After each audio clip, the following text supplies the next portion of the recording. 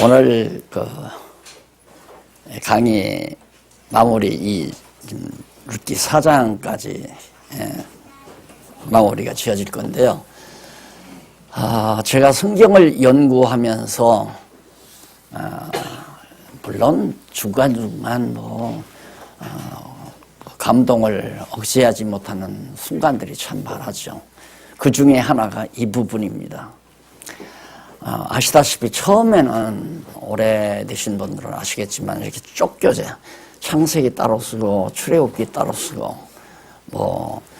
사무엘 따로 쓰고 이렇게 따로따로 쫓겨제를 써서 강의를 했죠. 그러다가 그 쫓겨제를 쓰면서 이게 이제 관통이 되기 시작하니까 나중에는 그걸 융단 처리를 한다고 그랬잖아요. 쫓겨제를 하나로 융단으로 쫙 그러면서 이제 중간에 전부 논리적으로 그걸 연결시켜가지고 이제 발전한 것이 소위 의미분석 성경 개론이라는 겁니다. 처음에 이제 마태복음 기록할 때 아브라함과 다윗 자손이라는 데서 신구약 성경이 막 관통되는 걸 깨닫고 정말 막 흥분했죠. 세상에 어떻게 이게 눈에 들어? 항상 늘 마태복음 볼 때마다 보던 내용인데 하나님께서 그때 눈을 열어주신 것 같아요. 같은 게 아니라 눈을 열어주셨죠. 보이더라니까요. 그 의미가 보여요. 그러니까 내용은 늘 보았죠. 성경 초도에 나오니까 신약, 그럼 성경 읽으라 하면 보통은 구약을 읽는 게 아니라 신약 읽잖아요. 신약 한번 읽어야 되겠다 하고 시작하면 아브라함과 다윗 사진 예수 그리스도의 세계라. 그리고 읽다가 한번 마태복음 좀 읽다가 못 읽겠다 하고 그 다음 때려치고 그 다음에 또 한번 읽어야 되겠다 각오하면 또 읽고 그러면서 수없이 그 마태복음 1장 1절을 봤는데 내용만 보았지 의미를 못 본 거죠. 그래서 그 첫 구절이 의미로 보여졌다는 거 이게 정말 너무 감동스러웠고요. 그 다음 이제 하다 보니까 마태복음이 전체가 그렇게 이제 그리스도의 직임 중심으로 통일성 있게 보일 때고 한번 상상을 해보세요. 그게 얼마나 대단하겠나. 그런데 여기는 신구약 성경 전체의 분수령이에요. 신구약 성경 전체의 분수령. 왜? 오늘 여기서 이제 예수님이, 다윗이 낳는 거 아니에요? 다윗의 출생. 이게 아브라함과 다윗의 자손 예수 그러니까, 다윗 나온다, 이 말이에요. 그러니까, 특히 신구약 성경보다도 이제 구약 성경의 내용의 분수령. 그러니까 하나님께서 창세기에서 세 가지 언약을 하시고 세 가지 언약 가운데 자손 번창하고 그 다음 땅을 정복하게 해주시고 마지막에 이제 세 번째 통치 언약을 입어주시잖아요. 통치 언약을 이루어 주시려면 왕이 나와야 된단 말입니다. 왕이. 그런데 왕 나오는 거거든요. 한번 여러분들이 지금 가만히 내 심정을 한번 헤아려 보세요. 그거 정말 달밤에 나가서 춤을 안 췄겠나. 그때 대치동에서 했거든요. 대치동 그 연구실이 요만했죠. 조그만 공간인데 거기서 밤늦도록 하다가 이런 게 발견이 되면 바로 앞에 주차장이 있잖아요. 방 안에 못 앉아있어요. 답답해서 막 이게. 그래서 주차장에 나가서 달밤에 하늘에 뜬 달 쳐다보면서 막 찬송을 부르고 그러다가 이제 가슴을 좀 싣고 가지고 와서 또 쓰고 바로 이 부분입니다. 그래서 제가 느꼈던 감동도 함께 오늘 강의를 통해서 여러분 모두가 다 좀 같이 공감했으면 하는 마음에서 이렇게 조금 더 확대해서 저 창세기부터 올려서 하려면 막 칠판 몇 번 쓰고 지우고 몇 번 쓰고 지우고 해야지 거기까지는 안 가고 여기서부터 썼습니다. 통치 언약. 구약에 있어서 통치 언약이 이루어진다고 하는 것은 역사서의 구약사의 분수령이에요. 최고조란 말입니다. 그러니까 다윗이 나와서 이제 출생을 했으니까 놀랍잖아요. 그런데 출생했으면 왕이 못 되면 무슨 필요 있어요. 이제 계속해서 왕이 되고 왕이 통치하고 통치하면서 이제 다윗의 혈통을 따라서 왕족이 계속해서 계승되어지는 것이 역대기 상하에 이제 나오잖아요. 나와가지고 포로로 잡혀가서 다 망한 것 같아요. 예, 꺾어진 갈대처럼 되진단 말입니다. 꺼져가는 등불처럼 되고. 그런데 하나님께서 70년 만에 다시 다윗 정도를 유다 나라를 회복시키잖아요. 그렇게 해서 이제 역사서가 마치거든요. 그런데 문제는 이제 다윗이 이제 왕위에 아직 오른 건 아니지만 다윗이 왕위에 오르는 것이 사무엘상 하에 가면 나와요. 그 무렵에 다윗이 왕되고 그 다음 다윗 후에 솔로몬이 왕된 다음에 그 시대에 찬양이 시편, 잠언, 전도, 하가 이 네 편의 시가서가 그 시기에 다윗이 왕되고 솔로몬이 이어서 왕된 그 시기에 그러니까 그만큼 엄청난 사건이라는 얘기죠. 이런 내용을 보면 이스라엘 민족의 역사를 하나님께서 하나 모델로 택해가지고 하나님 살아계심을 우리에게 지금 알려주는 거 아니겠어요? 이스라엘 민족의 역사, 섭리를 통해서 하나님이 계시의 모델로 삼으셨단 말입니다. 그게 창세기 12장부터 나와요. 그러니까 구약사는 거의 다죠. 그 이전에는 노아, 6장부터 그 11장까지 노아 사건, 그 다음 그 이전에는 아담 이후에 꼭 간단하니까 창세기 1장부터 11장까지는 아담과 노아 대를 이어서 이제 11장부터 아브라함이 이어지는데 아브라함에게 이제 통치 언약을 해주시고 그 언약이 지금 이루어지기 위해서 왕이 태어나는 이 엄청난 사건이 룻기서 마지막 장에 나타나는 거예요. 그러니까 룻기서가 4장밖에 안 되는데 지난번에 시작할 때도 말씀드렸지만 어떤 주석가도 어떤 설교가도 룻기를 룻의 효심, 시부모에 대한 룻의 효심이 핵심이라고 생각을 하는 거예요. 대부분 다. 그러니까 룻이 시어머니 나오미에게 효성을 다했기 때문에 하나님이 복을 줘서 그로 하여금 룻으로 하여금 다윗 왕의 증조모가 되게 했다. 이건 아마 신앙생활 조금 오래 하신 분들은 다 어버이 주일날 또 듣고 또 들어서 아마 다 기억하고 있을 거예요. 그러니 성경이 안 보이잖아요. 그러니까 내용을 본 것이지 그 내용에 대한 의미를 못 본 거죠. 의미를 보다 보니까 우리는 바로 통치언약 섭리 가운데 룻기서가 어떻게 룻이 다윗 왕의 출생 내용이냐 이 말이에요. 이건 이제 의미를 파악한 거거든요. 이건 다윗 왕의 출생 내용이 아니라 엘리멜렉의 불운한 생활이죠. 따지고 보면 엘리멜렉이 불운한 생활. 유다지파 엘리멜렉이 흉년이 들어서 베들레헴을 떠나가지고 모압에 가서 다 망했잖아요. 아들 죽고 남편도 죽고 그 엘리멜렉이 죽었단 말입니다.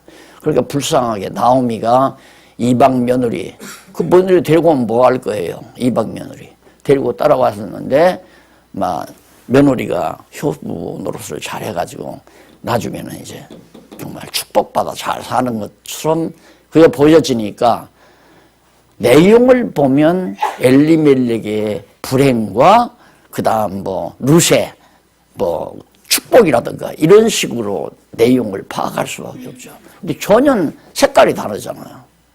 이유는 성경 전체에 신경줄이라는 게 안 보이잖아요. 핏줄도 안 보이고 피부 안에서 작용을 하니까. 그러듯이 성경도 외피를 보면 안 돼요. 껍질을 보면 안 된단 말입니다. 그 피부 밑에 흐르는 신경계 또 내지는 핏줄에 흘러가는 그걸 발견할 수 있어야 의사가 그걸 봐야 되잖아요. 특히 한의사는 보이지 아니하는 신경계를 보거든요. 그럼 경락 그러잖아요. 경락이라는 게 이제 간을 다스리는 신경계를 잘 놓아서 핍을 놓으면 자극을 받아 간이 좋아진다. 이제 그런 원리란 말입니다. 그러듯이 성경도 반드시 내용을 보지 말고 그 내용 속에 흐르는 의미를 봐야 되는데, 의미를 보면 결국 그 의미는 연결이 돼야 돼요. 쫙 논리적으로 연결이 돼야 한다. 근데 내용은 연결을 잘 안 돼요. 내용은 연결이 토막토막하지. 토막토막 잘라진 것처럼 보이지. 그런데 의미를 보면 그게 전부 다 연결이 되다 보니까, 이거 보세요. 룻기에서 에스더서까지가 쫙 논리적으로 지금 연결될 거 아니에요. 이것이 의미 분석 성경 개론이다.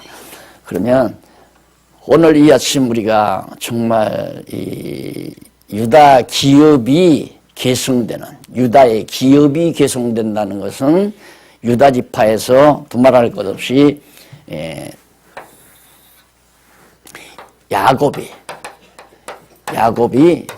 이게 언제냐면 요 시대가 애굽에 있을 때, 애굽에서 이제 요셉 때문에 야곱이 애굽으로 자손들과 함께 70여 명과 함께 데려갔잖아요. 이따가 야곱이 죽는단 말입니다. 나이가 많은데 이게 죽을 날이 오니까 야곱이 12아들을 낳았는데 12아들 가운데 유다라는 아들에게 특별히 야곱을 통해서 하나님이 언약을 해요. 언약한다는 말은 축복을 한다는 말과 맥락이 같은 얘기죠. 언약의 내용이 복이고, 복을 주시는 방법이 언약에서 언약대로 이루시는 방법이니까, 그러니까 내용과 방법으로 구분하시면 돼요. 복은 언약의 내용이다. 그러니까 성경에 나오는 모든 복이라고 하는 것은, 복 있는 사람은, 복 있는 자는 악인의 꾀를 쫓지 아니하며, 시편에 나오죠. 그런 복도 전부가 다 언약의 내용이에요. 이스라엘 민족에게, 아브라함에게 언약했던 언약의 내용. 그리고 이제 언약, 그 복을 주는 방법은 언약에서 언약대로 이루시는 그런 역사적 방법으로 복을 주는 거고요. 그래서 야곱이 애굽에서 죽기 전에 유다에게 한 것이 왕의 홀이란 말입니다. 왕. 내게서는 왕족이 나온다 이거예요. 유다에서는. 그러니까 그 유다라는 게 바로 여기 나오잖아요. 바로 유다 기업. 유다 기업이라는 것이 단순한 땅덩어리가 아니에요. 땅덩어리만이 아니라, 그러니까 유다 지파가 어디에 사느냐면 예루살렘, 지도로 말하면 이게 사해바단이에요. 요단이가 아니고 예루살렘, 여기 하나님 경유하는 예루살렘이. 그런데 유다 지파 땅은 여기 이래잖아요. 딱 이렇게 예루살렘을 중심으로 해서 다 유다 지파가. 그리고 예루살렘에 이제 왕궁도 질 거니까 당연히 유다 지파가 여기 살아야죠. 그러니까 하나님께서는 하나에서 10가지 모든 것 완전히 계획해 놓으시고 계획대로 다 섭리해 가는 거란 말입니다. 그런데 이걸 알면, 거듭 얘기지만, 이렇게 오늘 우리가 이 공부를 하면서, 야, 빈틈이 없구나. 천하만사가 다 하나님이 정하신 뜻을 따라 당신의 뜻을 이루어 가는구나. 이게 이제 확실히 믿어지게 되면 욕심 부리던 마음도 사라져요. 내가 욕심을 사라지게 하는 게 아니라 쓸데없는 짓만 하는구나. 예를 들면, 야, 너 확실히 내가 봤는데 이 땅에다가 일본 군인들이 갈 때 큰 궁귀 하나를 갖다 붙더라. 내가 볼 때 한 3m나, 깊으면 한 5m 다 안 내려간다. 3m 내지 5m만 내려가면 된다. 그런데 포크레인 가지고 있는 친구가 와서 파는 거예요, 그걸. 3m 파니까 안 나와. 아, 그러면 5m 한번 타면 5m 파도 안 나와. 10m 파도 안 나와. 에이, 필요 없죠. 안 하잖아요. 아닌 건 결국 포기하는 것처럼, 내가 욕심을 부린다고 해서 안 된다는 게 확실해지면 욕심이 없어져 버린단 말입니다. 그걸 하나님께서 말씀의 능력으로 욕심을 없애는 거예요. 그리고 막 자기 고집대로 막 악을 쓰면서 사악한 마음을 가지고 막 하다가도 이것에 대한 확실한 생각을 가지고 확실한 믿음이 있으면, 아, 내가 왜 이래? 내가 이렇게 악을 쓰고 막 인간의 감정을 내서 막 그냥 내가 미워하고 증오하면서 내 고집대로 하려고 하는 거, 그것이 다 필요 없다는 것이 이렇게 해서 말씀을 통해서 배워지게 되면 그게 서로 없어지는 거예요. 내가 고집을 없애는 게 아니라 하나님께서 말씀의 능력으로 내 고집을 없애는 것이다. 따라서 저와 함께 이렇게 계속해서 아침마다, 주일 아침마다 같이 공부하면서 내용을 여러분 파악해봤자 필요 없어요. 내용을 파악해봤자 그 내용 속에 흐르는 의미를 보게 되면 여호와 하나님께서 빈틈없이 역사를 계획하시고 계획대로 역사를 진행해 가시는구나. 나는 그런데 공연히 쓸데없이 고집 부리고 쓸데없이 사람들하고 경쟁하고 쓸데없이 사람들하고 싸우고 내 욕심 내 고집대로 살려고 애를 쓰고 그런 것들이 없어져 가야만이 진짜 공부를 하는 사람이다. 맞죠? 예. 그냥 그래서 쉬운 말로 하나님 말씀을 깨닫게 되면 하나님께서 되게 하시는 대로 사라지는 겁니다. 정확하게 말, 하나님께서 되게 하시는 대로 사라지는 겁니다. 편안하잖아요. 그래서 그 기쁨 속에서 바로 다윗이 이제 왕위에 오르면 시편이 나오고 솔로몬이 잠언 전도 아가서의 찬양을 부르게 되고 찬송하는 삶이 나타나게 되는 거죠. 그러면 마지막 단계, 여기네요. 죄송해요. 1600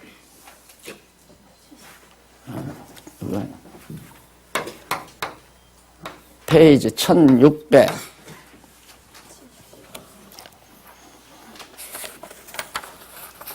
맞나요? 맞아요. 1673페이지. 보시면 3장에서 14장까지가 바로 이제 거의 62페이지에 보면 3장, 4장이 1672페이지에 보면 다윗의 출생 과정이죠. 다윗의 출생 과정. 그러면 내용 자체는 룻이라는 여자가 보아스를 만나서 보아스하고 룻이라는 여자하고 이제 이 과정은 로맨스예요. 룻이라는 여자와 보아스라는 사람하고 로맨스 내용이에요. 그리고 여기는 이제 아기를 낳는 우리 세속적으로 말하면 안에 있는 남자가 보아스는 자기 아내도 있고 자식도 다 있는데 왜 남의 젊은 여자를 과부라고 해서 젊은 여자하고 놀아나가지고 결국에는 낳는 얘기거든요. 그러니까 자유주의 신학자들은 이런 사건들을 그런 측면에서 보는 거예요. 그래서 예수님도 마리아하고 연애했다. 이런 얘기도 하고 또 이런 것도 이제 그런 방법으로 얘기하면서 이게 무슨 하나님의 말씀이냐 이런 식으로 자꾸 젊은이들을 갖다가 유혹하니까 젊은이들은 그렇구나. 어떻게 안에 있는 남자가 저 이방 여자 룻이라는 이방 젊은 여자예요. 보아스는 늙었고요. 나이가 많고. 그런데 어떻게 둘이서 좋아 지내다가 이렇게 아들을 낳느냐. 자, 그러니까 시각을 잘못 가지면 완전히 하나님을 등지는 얘기가 되는 거고요. 내용만 보면 뭐가 뭔지 모르겠고요. 의미를 보면 확실히 깨닫게 되고요. 그래서 어제도 우리 모였을 때 드린 말씀이지만은 성경 교사가 하는 일이란 다른 거 하나도 없어요. 성경을 뜻을 풀어 가르침 하도 착각을 하니까 그래서 제가 이 과정에서 조금이라도 목사를 한답시고 목회를 한답시고 오바를 한 부분이 내가 좀 미안스러워서 은퇴하면서 죄송합니다. 내가 잘못 가르쳐서 그 말이거든요. 오버했다 이 말이에요. 그러니까 교사는 오직 성경만 강조를, 오직 성경만 그 뜻이 무엇인지를 풀어서 전달하는, 가르친다는 것보다 전달한다. 전달하는 거, 이게 전해주는 거, 알려주는 거. 뜻을 알면 그거 이상 더해도 안 되고 덜해도 안 되고 딱 정해져 있어요. 그냥 기록된 성경 말씀만 그 뜻이 무엇인지, 뜻은 의미 분석에서 다 얘기해줘요. 이게 의미 분석 내용 아니에요. 이거 잘 보면 뜻은 다 나타나게 돼 있어요. 그러니까 안 그러면 매 시간마다 여러분들도 나한테 들어야 돼요. 이게 이제 이렇게 되면 이제 왜 이런 현상이 나오느냐면 습관이 됐어요. 뭐냐면 목회 과정에서 주일마다 목사의 강의를 들어야 된다고 하는 이런 관습, 아주 그냥 딱 굳어져 버렸어요, 머리가. 그러니까 죽을 때까지 설교만 듣다가, 목사 설교만 듣다가 죽는 게 교인들이란 말입니다. 자기가 깨닫고 자기는 누구한테 한 번도 성경만 풀어서 전달해 준 법이 별로 없어요. 친구도 많고 후배도 많고 동료도 많고 그다음 뭐 친척들도 많은데 만나봤댔자 성경을 풀어서 전달해 주는 말은 그런 행위를 못했다 이 말이에요. 왜? 그렇게 훈련이 돼가지고.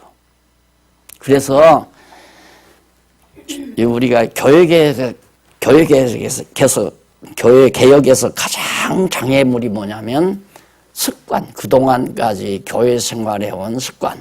우리 장안중앙교회도 30년 동안 그렇게 훈련이 됐기 때문에 그래도 교회 가면 목사 설교는 좀 들어야 교회 왔다 간 기분이 든단 말입니다. 이게 답답하잖아요. 그래, 오늘 설령 교회 못 나왔더라도 누군가를 만나서 성경을, 내가 알고 있는 성경을 그 뜻을 풀어. 이것도 역시 뜻만 풀어. 자, 어떤 내용을 말하고 이 내용이 이런 뜻이 있습니다라고 말하는 것이 전달이에요. 그 이상 하면 안 된단 말이다. 그것이 성경 강론이고, 내가 은퇴하기 전에 이걸 뜻을 풀어 가르치면서 슬슬 찬송하고 살아야 됩니다. 불평불만하지 마십시오. 이런 식으로 이래라 저래라. 그리고 우리 이 일에 동참합시다. 이런 것들은 다 이제 설교가 가미가 되는 것들이고요. 그냥 성경만 풀어 가르치면 본인 스스로가 아까 얘기했잖아요. 와, 진짜 치밀하시다. 여호와 하나님이. 그러면 박 목사가 욕심 부리지 말라고 안 해도 욕심이 없어져 버려요. 근심 걱정하지 말라고 안 해도 근심 걱정이 없어져 버려요. 이게 성경만 똑바로 그냥 가르치면 되는 거예요. 그런데 성도들을 다 자기 입맛에 맞게 만들려고 노력하는 것이 목회자거든요. 자기 입맛에 맞게 가르치려고 하는. 그게 얼마나 목회자의, 소위 목사들의 범죄 행위인가를 가면 갈수록, 내가 지금 얼마 안 있으면 80이 다 되잖아요. 야, 이제야 뭔가 좀 하는 것 같다 싶은 생각이 든다니까. 아이고, 저 목사님 이제 죽어도 손 안 놓고 계속 죽는 날까지 이제 하려는가 보다.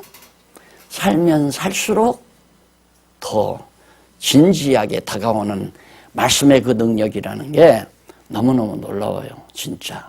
그래서 이렇게 오셔서 같이 이제 나누니까 좋지만은 이걸 이렇게 해야 내가 뭔가 신앙생활 하는 것 같다는 생각은 좀 버리는 게 좋아요. 그리고 이제는 확실하게 여러분들도 알 수가 있으니까 이렇게 성경만 뜻만 풀어서 성경 내용만 가지고 뜻만 풀어서 전달해 주라. 이것이 아이들에게도 그렇고 청년들에게도 그렇고 친구들에게도 다 똑같아요. 아이들에게는 쉬운 말로 얘기해 주면 되고 조금 수준이 같은 사람들에게는 같은 언어를 사용해서 하면 되는 거예요. 자, 그러면 기업을 요청하는 장면은 아시다시피 그 비리 3장 1절 4절 나오미가 자부로에게 보아스에게 할 일을 지시하라고 지난번에 제가 말씀드렸죠. 넘어가서 3장 5절에 보면 자부루시 그렇게 하겠습니다.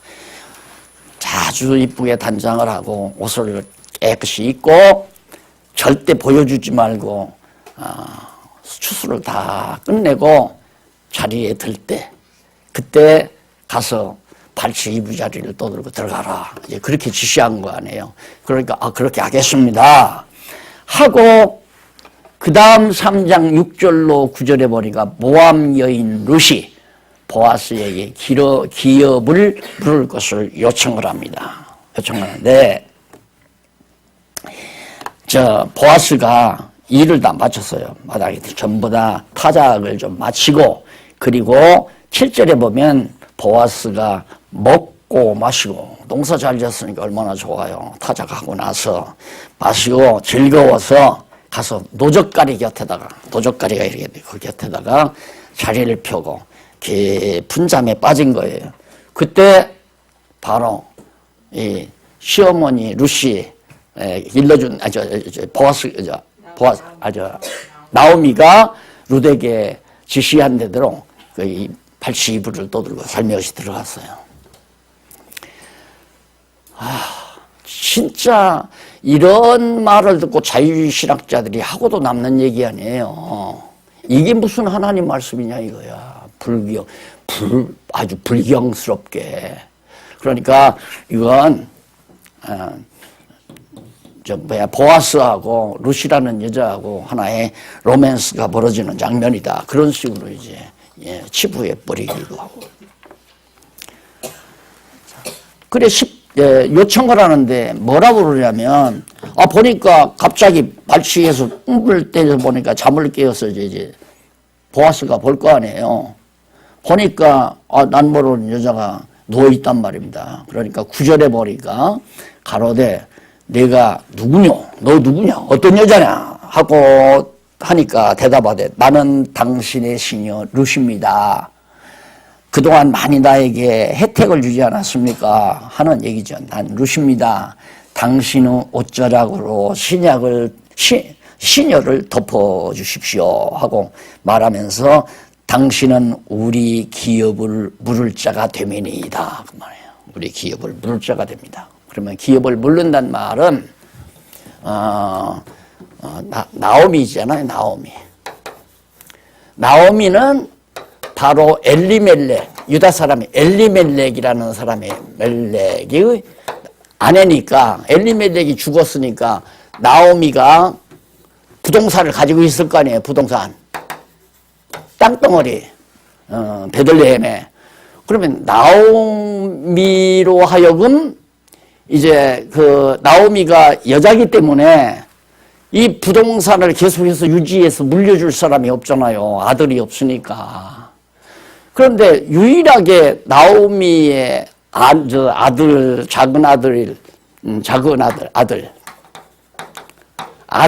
처인 룻이라는 여자가 아들은 죽었지만 룻이라는 여자가 나오미가 죽으면 룻의 재산이 되잖아요. 그렇죠? 그럼 룻도 자식이 없으면 붕 떠는 거예요. 요즘으로 우리나라는 국가로 환원돼 버린단 말입니다. 그러니까 룻이 보아스에게 이 보아스라는 사람은 유다지파 사람이에요. 유다지파 사람 꽤 잘 사는 부자 농장주이고 자기 부동산도 있고 보아스에게 룻이 기업을 물어주십시오. 그 말이 무슨 뜻이냐면 당신이 내가 가지고 있는 이 부동산, 이 기업을 당신이 사서 당신의 돈으로 사가지고 당신이 낳는 아들에게 물려주면 되잖아요. 그렇죠? 그러니까 기업을 물어달란 말은 돈을 주고 기업을 사야 될 뿐만 아니라 기업주인 룻을 자기 아내로 맞아야 돼요. 그래서 룻에게서 아들을 낳아야 그 아들에게 바로 이 엘리멜렉이 가지고 있었던 부동산의 기업이 물려져 가는 거란 말입니다. 지금 그걸 해달라고 요청한 거예요, 룻이. 그 말은 나를 취하십시오. 그 말과 똑같은 거예요. 내 기업을 물어달라 그러는 룻이라는 여자가. 근데 룻은 참 젊은 여자 아니에요. 근데 보아스는 나이가 많단 말입니다. 그러니까 허락을 해요. 그거에 대해서. 거기 밑에 보면 3장 10절로 13절 보아스가 룻의 기업 물을 요청해 쾌히 허락하면서 맹세를 합니다. 아, 그러마. 그렇게 했어요. 그렇게 허락을 했는데 그 다음에 넘어가서 3장 14절로 18절 1677페이지 거기 보면 룻이 보아스의 선대를 받고 돌아와 시므에게 보고를 합니다. 그런데 아직 밟아야 될 절차가 있다. 보아스가 하는 얘기예요.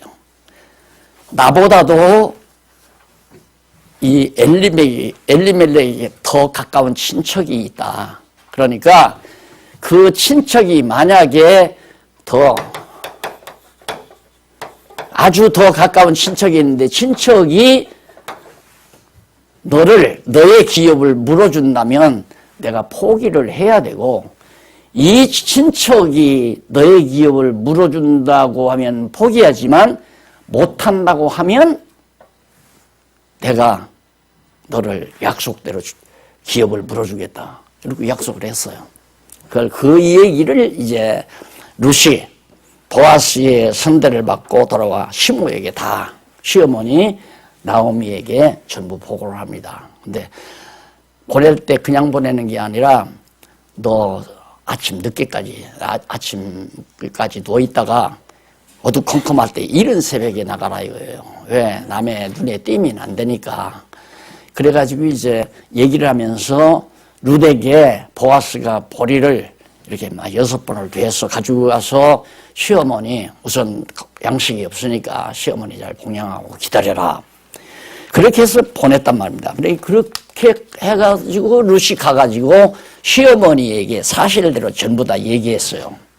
그러니까 요청이 끝났죠? 요청이 끝났는데 그다음 유다 기업을 요청한다고 계승하는 장면이 나와요. 그게 이제 4장에 나오는 거란 말입니다. 넘어가서 4장 1절로 4절까지 보면 보아스가 먼저 기업을 물을 자에게 의사를 물어봅니다. 보아스는 이제 자기가 룻하고 약속을 했으니까 친척을 만나야 될 거 아니에요. 이 사람이 더 가까우니까 엘리멜렉하고는 더 가까우니까 자기는 좀 멀고 만나서 여차하다. 그러니 나오미가 이렇게 해서 왔는데 룻이라는 자부를 데리고 왔다. 그런데 이 기업을 물어달라고 하는데 나보다는 당신이 더 가깝지 않느냐. 물을 거냐 안 물을 거냐 그러니까 내가 묻겠다 해요. 아슬아슬했죠. 내가 묻겠다. 야, 보아스는 나가 떨어지잖아요. 그렇게 되면. 묻겠다 해놓고 묻는 데는 어떻게?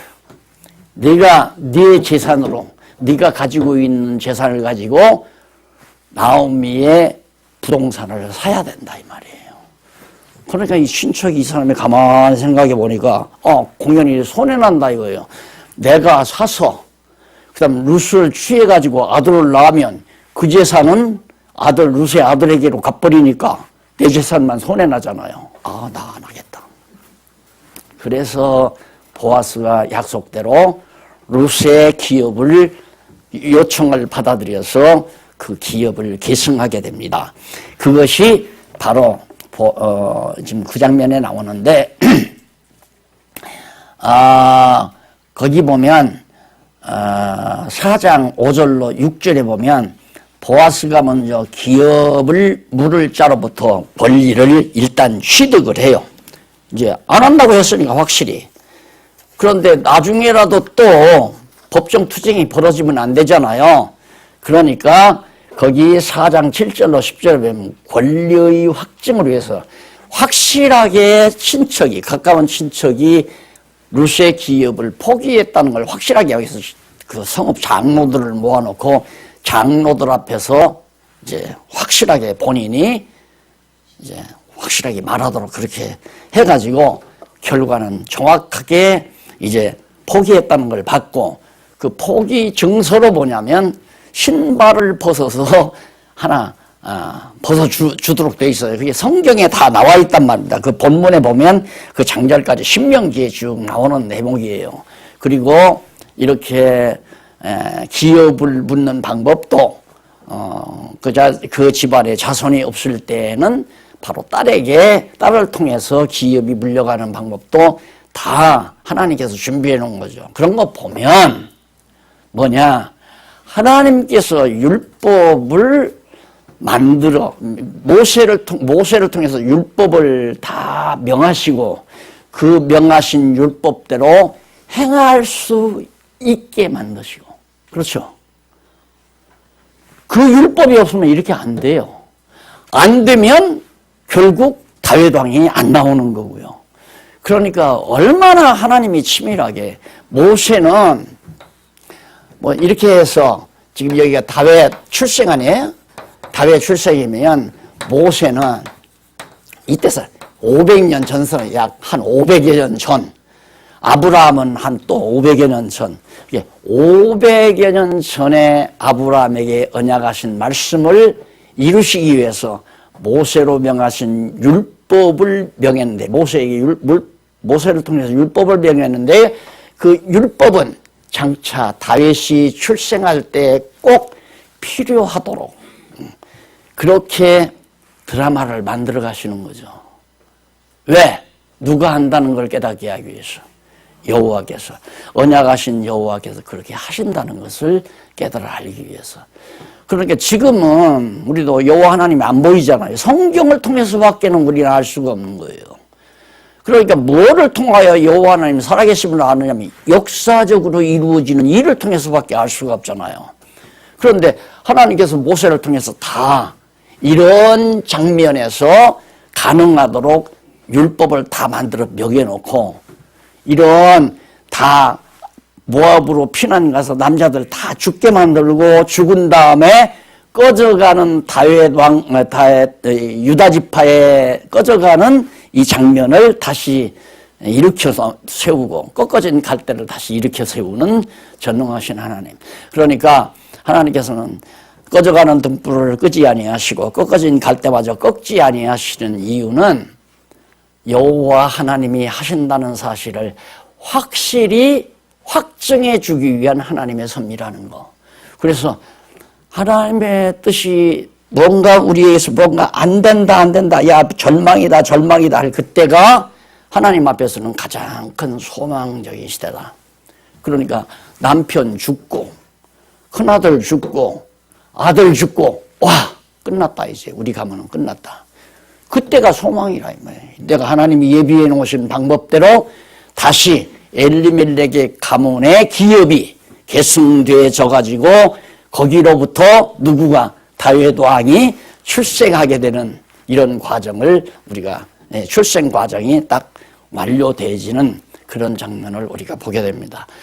너무 치밀하잖아요. 그래서 내가 자꾸 바둑돈다는, 하나님께서 바둑을 놓으신다는 거예요. 여러분의 생애를 위해서 하나님께서 다 예비해 놓으시고, 그걸 여호와의 일이라고 그러죠. 아브라함아, 너 내 아들 독자 이삭을 갖다 모리아산에 바쳐라 해놓고는 하나님께서는 모리아산에 가서 이삭이 죽지 않아도 되도록 다 준비해 놨어요. 마찬가지로 오늘 언약자손인 여러분들도 장차 되어질 모든 일들을 예비해 놓으시고 우리를 인도해 가는 거란 말입니다. 따라서 욕심도 필요 없고 남과 싸우는 것도 필요가 없고 근심 걱정하는 것도 다 필요가 없구나. 확실히 없구나. 정말 없구나. 이게 공부할 때마다 좀 마음에 쌓이고 그 소원이 있는 거죠. 그게 교회 생활 아니에요? 그게 여호와 하나님을 의지하고 경외하고 사는 거지. 그런데 아직도 뭔가 욕심이 가득하고 막 뭐 계획이 대단해서 이 계획이 안 이루어지면 나는 존재가지가, 그건 어리석은 자들의 행위예요. 어리석은 자들. 그러니까 어리석은 자는 되게 사악합니다. 악성이 드러나요. 사람이 약한 게 아니라 그런 어리석음이 악하게 만들어요. 그래서 남 미워하게 되고 시기하게 되고 남을 욕하게 되고 험담하게 되고 자기 고집대로 하려고 하고, 그러다 보면 시끄러운 거죠. 집안도 마찬가지잖아요. 우리 집안도 내가 욕심 많으면 끝나요. 김여숙이 늘 울지요. 안 그렇겠어요?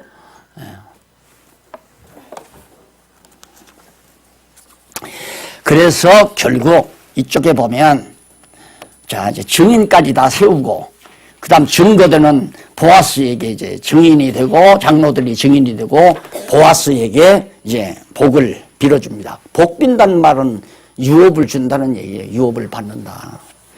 그 다음에 4장 13절에 보면 보아스가 모압 여인 룻을 취해서 급기야 어떻게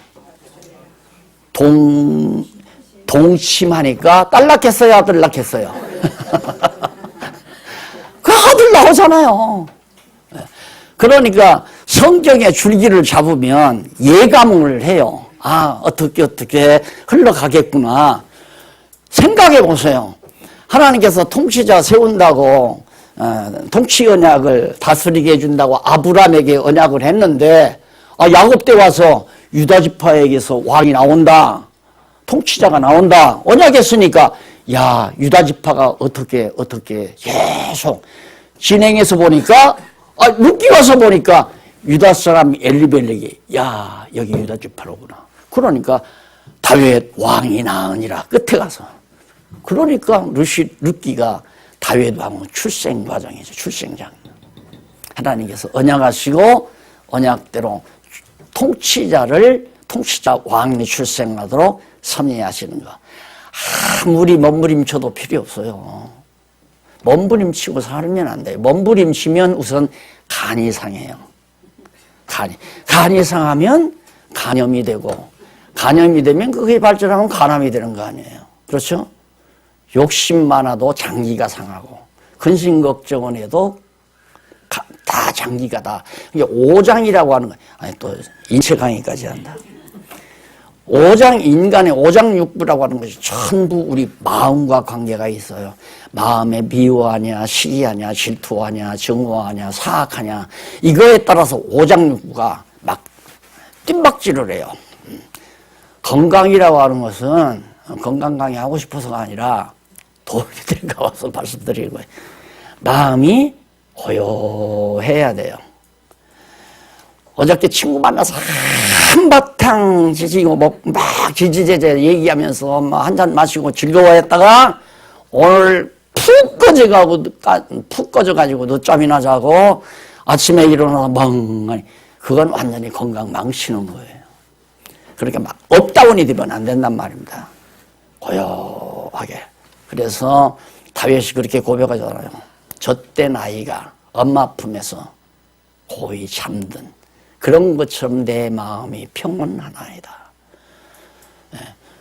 어린아이가 엄마 젖 실컷 먹고 엄마 품에 앉아서 새까새근 잠 그 이상 더 평온한 상태는 없잖아요. 그렇게만 유지되면 건강도 보장받는 거죠. 그러니까 하나님께서 이렇게 깨닫게 해서 정말 마음의 평안을 가지고 건강하게 하나님의 일꾼으로 쓰임받게도 하고 못 깨닫게 해서 근심 걱정하고 시기하고 질투하고 남 욕하고 막 항상 그냥 불안해하고 그렇게 해서 병들어서 빨리 데려가시고 또 간단한 거 아니에요. 그래서 자 취해서 아들을 낳는데 거기 이제 딱 아들을 낳으니라 13절에 하죠. 그리고 나서 14절 15절에 보니까 여인들이 룻의 해산을 보고 룻이 해산을 했으면 와 보아스 당신 왕은 텄다 이래야 할 거 아니에요. 근데 하나님 찬양하잖아요. 하나님을 찬양해요. 왜? 보아스가 룻이 여인을 낳았다는 아들을 낳았다는 말은 누구가 낳은 나오미가 낳은 거나 다름이 없잖아요. 나오미가 물론 나오미가 자기 아들을 통해서 낳았으면 더욱 좋지만 여기는 꺾어졌단 말입니다. 꺾어진 갈대처럼 꺼져가는 등불처럼 돼버렸고 그런데 하나님 모세를 통해서 명하신 율법대로 가장 가까운 친척이 보아스가 대를 이어서 룻의 손자 나오미의 손자를 하나 놔준 거죠. 유일한 독자 외동손자를 하나 놔준 거예요. 그러니까 당연히 4장 16절로부터 17절 시모 나오미가 아기를 양육하고 이름을 오벳이라고 지어요. 오벳. 그럼 오벳이란 말은 무슨 뜻이냐 하면 거기 나오잖아요.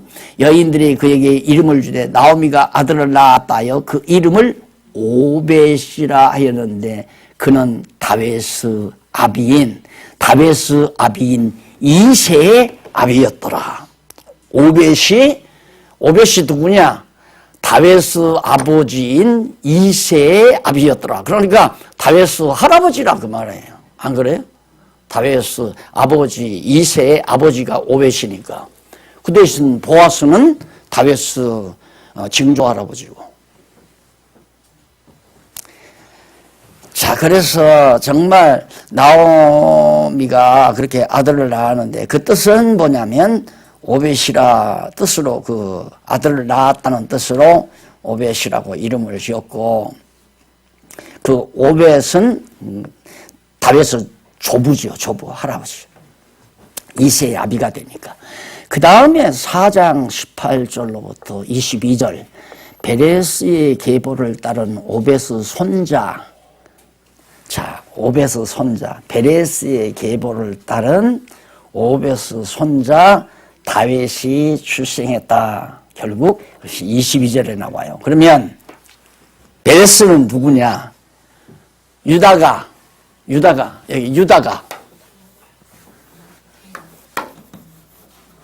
아니 유다가 며느리 누구죠? 다말에게서 마태복음 아버지 다말에게서 누구를 낳아요? 베레스와 세라. 놀랍죠.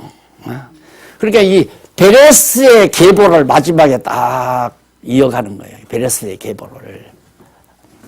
그래서 거기에 한번 잠깐 읽고 끝내십시다. 오늘 기도회죠? 내가 그거 잊어버렸어요. 흥분해가지고.